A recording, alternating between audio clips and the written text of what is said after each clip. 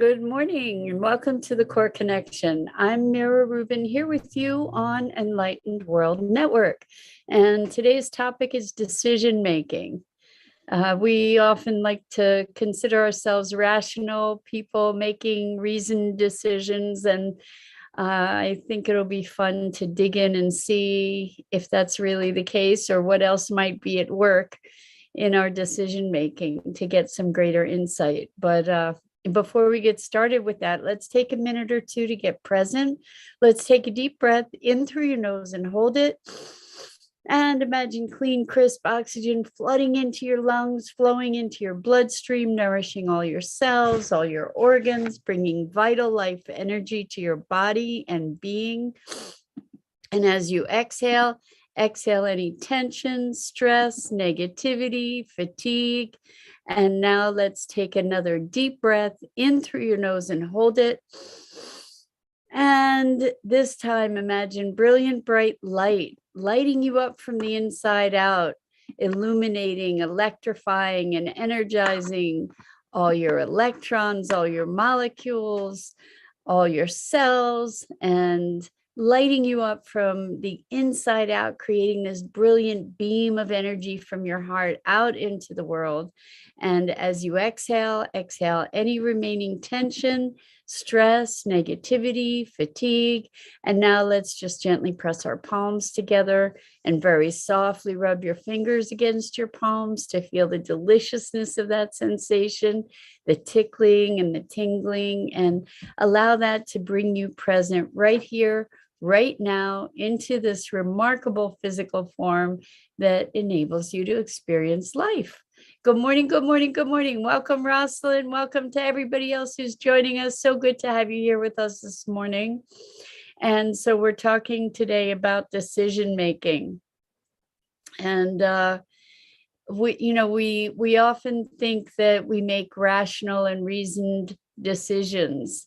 And I am inclined to have us talking about that we make emotional decisions perhaps, and then find rational justification for those decisions, just as a hypothesis that we get to play with today. So what brought this up for me is I've been looking and dreaming really of RV life for a while now, getting an RV and tootling around the country and doing interviews for Sustainability Now, which is my podcast. And, just getting the opportunity to travel and see different places and have some wonderful experiences. So the other day, I got to look at an RV that met a bunch of the criteria that I had for myself, and it's a used vehicle. And anyway, it was really interesting. It was interesting to see my decision-making process around this thing. So Rosalind says, yes, I agree with the latter. We look for validation to support our decisions. 100%. 100%. We make decisions and then we justify them. I think that that's probably really true. Like we get a gut reaction and then we look to justify our decisions. And the thing is that a lot of times when we end up in trouble, it's because we have ignored our gut, that we've overridden whatever our gut decision was, trying to be reasonable and rational. So anyway, I went to see this RV. My first reaction to it was, oh boy, this, it needs a lot of love. And it wasn't like, oh, this is it. It was some trepidation and reservation. And I went and I looked at it and I took a bunch of pictures and I checked everything out. And I even made a credit application to see if I would be able to get it financed. And And then I had the opportunity. I was iffy. I was really iffy about it. And the truth is that there are all kinds of concessions or whatever. There would be all kinds of actions I'd have to take to facilitate this thing happening. But anyway, it was really interesting because I had a couple conversations, I got more educated, and based on those conversations, I was able to make a very clear decision that this was not the choice for me at this moment. But the whole thing is really interesting because, I mean, interesting to me anyway, hopefully to you too. Hi, Lisa. Welcome, welcome. We're talking about decision making. I think it's really useful for us to recognize that as reasonable as we try to be, we typically will make our decisions and then find ways to justify those decisions. And I just find it fascinating, you know, like as I was feeling into this whole possibility of this RV for myself, you know, it didn't feel great. It just didn't feel great. And then I found all kinds of reasons to validate that feeling, to be able to make that choice and gain clarity around the choice. So I wonder in your life, like when you look at decisions that you've made, what are you basing those decisions on? You know, I was talking with a friend who had an event that they were invited to, and they really didn't want to go. They really didn't want to go. And there were considerations of other family members and who did want to go to this whole thing. And it was a big step for this person to honor their gut, to honor their own feeling, and to honor what was best for them. And what enabled them to make the decision was really a breakthrough for them to honor themselves, if that makes any sense. So I'm wondering, like when you are making decisions, big decisions. So we make decisions about partners, right? We make decisions about jobs. We make decisions about purchases.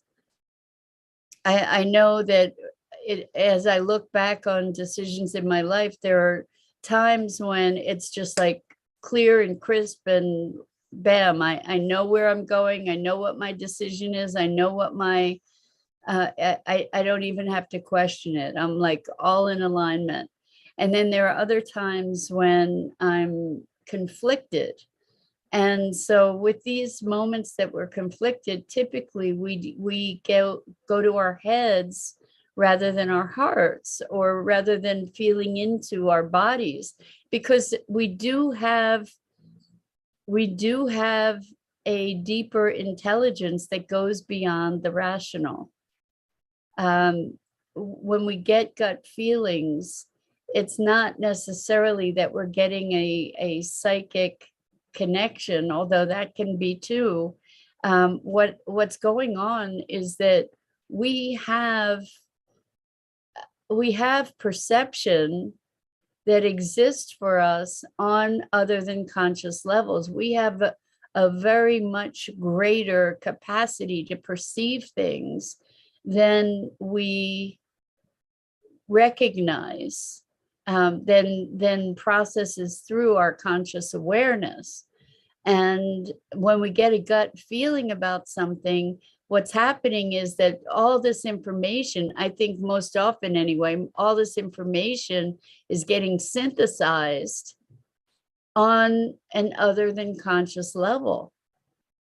And and creating this response, this gut feeling that is information, it's feedback, it's letting us know what, it's giving us feedback on this collected information. And when we talk about being connected, we're talking about being connected to this field of information, that there is this living field of information all around us all the time. And so when we quiet our chatter and presence ourselves, we often pick up all kinds of information that we wouldn't otherwise be present to. Good morning, Dido. So good to have you here with us. Welcome. So we're talking about decision making, and actually we're beyond decision making. We're talking about perception as well. So I'm finding it very, very interesting. I know that we talk about the veil thinning and that we have access to more connection and information that we might otherwise have had. And I find it really interesting to notice that I'm lately picking up on stuff psychically, I'll say, because it's another sense, another awareness, being able to speak things that are really relevant in a context that I wouldn't otherwise have known. So Rosalind says, I'm applying for a supervisor position. Wow, congratulations. That's a big step, even just to apply. So Rosalind goes on to say, I don't feel like I have all the skills yet, and generalize that I don't want to manage people. In reality, I do want to work with people. Wish me luck. Applications are due next week. So congratulations. And I invite you to really check in. We're talking about decision making, right? And lots of times, even with promotions and things like that, jobs, we often look at what it looks like on paper and convince ourselves that that would be perfect for us. And then we're not necessarily tuning in to our feelings, our notions about things. Now, it could be that our gut reaction about something is there because, of lack of self-esteem, or, if you're saying you don't feel like you have all the skills yet, I invite you to look at what skills you do have. And maybe you have some of those skills that you think are required. You just have those skills or have exercised those skills in a different context than in a work context, perhaps. Maybe you have skills that you've applied in life that apply to this position, but just not in the context of a professional setting. So, and you say that you don't want to manage people, and in reality, you do want to work with people. So maybe there's an insight there about management style, rather than being a hierarchical management style. Maybe you're a peer type leader, where you lead in arm with people rather than out in front, for instance. And that's probably a really good opportunity, good insight for you to be able to have as you go into this application process, is to look at what is your management style. And you don't have to have had a management position in order to have a management style. You've most likely had interactions with people in your life or done projects in your life, and you get a sense of how you work with people. So there are insights available for you out of that. And, look at what is the lifestyle impact of this job change. Oftentimes people will go for a promotion because it's more money and, maybe there's some other perks, and rather than that it's something that they would really enjoy doing. So I congratulate you for taking the step to apply. And I invite you to also look inside to see and feel, how does that feel? How does that, can you feel yourself in that role? Does it feel like it's something expansive to you? Does it feel like your body's contracting? These are important things to be alert to in our decision making. So what we're talking about here is engaging additional senses in making your decision, not like what we think things should be, not by just moving ahead with our social assumptions without questioning them, because we're kind of conditioned to be climbing the ladder, right? And if uh, people often get promoted to a position that they're not happy and that isn't a good fit, just because that's the next step. And so I'm not saying that that's the case here at all, Rosalind. I'm just inviting you to feel into what the role might be and how you might be able to experience joy within that role, if indeed you would experience joy within that role. So I think that's a good exercise. And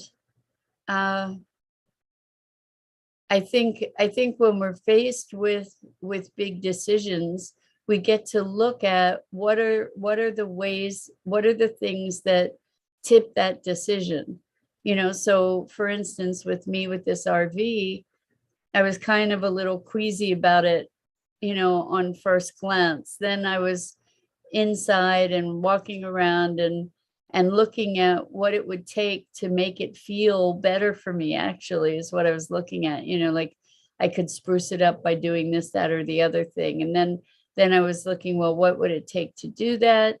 And what would the reality of having this thing be like for me? And as I felt more and more into that, it was daunting. I literally felt kind of queasy about it now that I look back at it. I wasn't excited about it, for one. And then when I spoke with a mechanic friend who told me that it could end up being quite the money pit, that was the thing that finally put me over the edge to say, no, this is not what I need at this moment. I don't, it would be a huge inconvenience in a lot of ways. And I'm not in love with it. And really, I think the foundation, true decision was made by the fact that I wasn't in love with it, by the gut feeling. It was just like, no. And then I needed to justify that decision, so it's really, really interesting to recognize how we think we are so reasonable, that's a valid decision because of X, Y, and Z. And rather than saying it just doesn't feel right.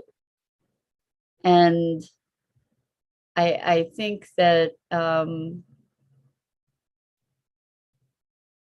there's a knowingness. We have a knowingness when we tune in.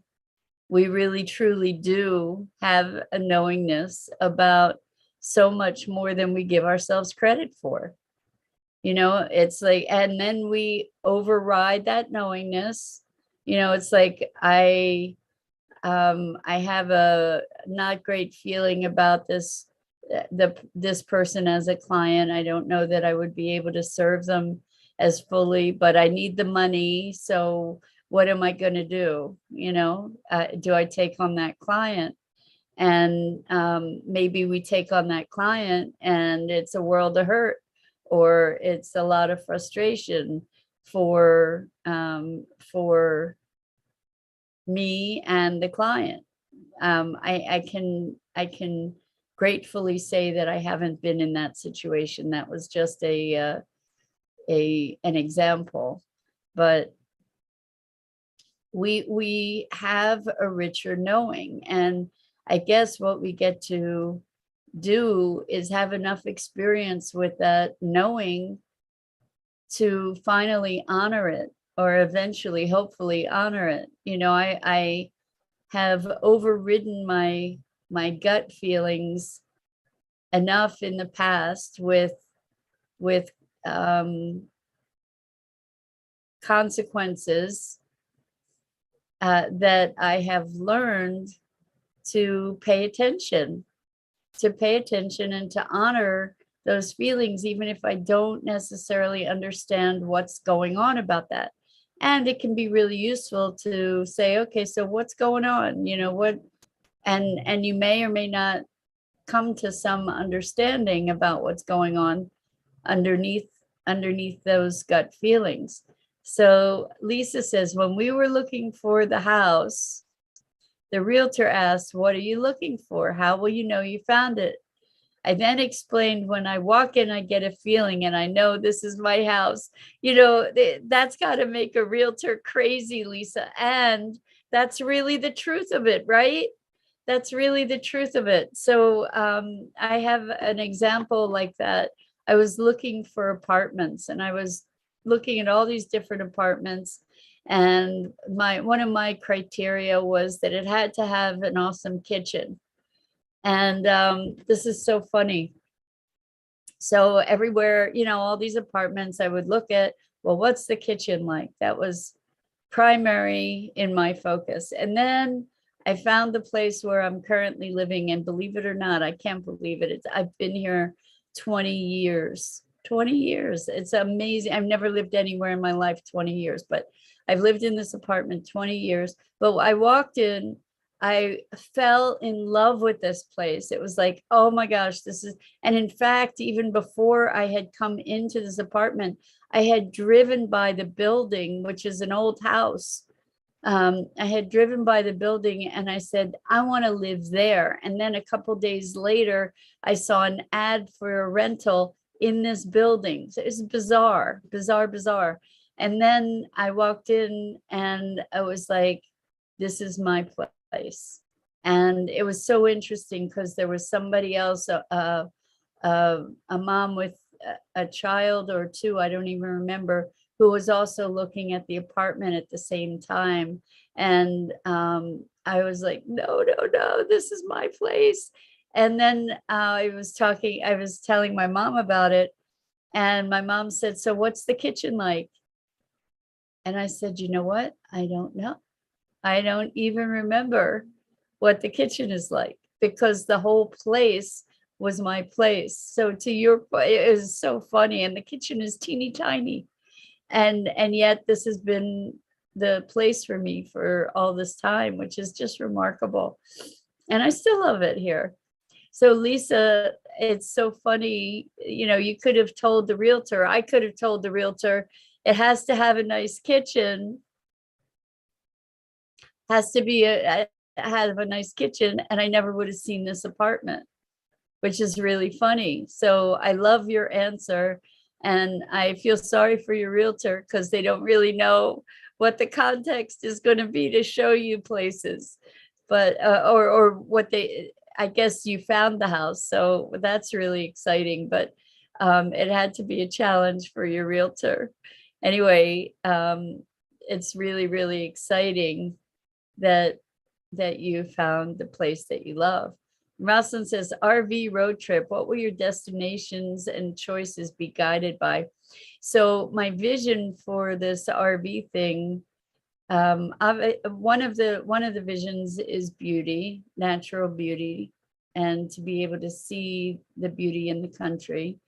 Another part of it is to be connecting with people all over the country who are doing really cool things in the realm of sustainability and alternative energy and food sources. So, at community, I'd want to be able to tool around and do interviews around the country with all these people doing really remarkable things. And the other thing is that I imagine being able, ultimately when I'm ready to build my own little house, I imagine being able to live in the RV while that's happening. So Lisa says, my realtor was wonderful. It sounds like, congratulations. That's, to have a wonderful experience while you're looking for a house. That's icing on the cake, and how delightful for you. I'm really happy to hear that. So anyway, that's today, decision making. Look at how you make decisions. Look at what the process is. And I invite you, when you're making decisions, to connect to your heart and your gut, and not just be just in your head, because then the decisions that you make are going to be much more in alignment with who you are. So yeah, Rosalind says, traveling, interviewing people, cool. Yeah, I'm excited. I've been dreaming of this for years. So it feels like it's getting closer and closer. Anyway, so much love to you. I'm Mira Rubin. This is the Core Connection. And I go live here each weekday morning on Enlightened World Network on their Facebook page. And please check out the other awesome programming. Dido says, I'm going to look at a tiny house tomorrow, so I'll take this approach. Good job, Dido. Yeah, when you feel it, you'll know it. That's also awesome. I'm so excited for you. I want to hear. So please let me know how it goes. That's so exciting. So Lisa says, I see a CNN show in your future. You guys are the best. Anyway, have an amazing weekend.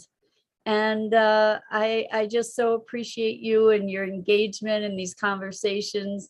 It really lightens up my day. It's a great way to start the day. And I'm so grateful to you all for that. So until next time, look at your decisions, pay attention to your heart and your gut.